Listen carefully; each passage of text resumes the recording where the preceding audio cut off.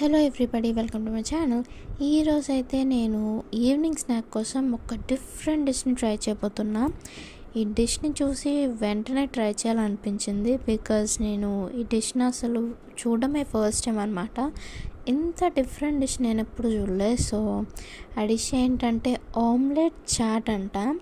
So omelette chat అనగానే నేను egg bhurji లాగా చాట్లో వేసేస్తారు లేదా ఇంకేదో అనుకున్నా.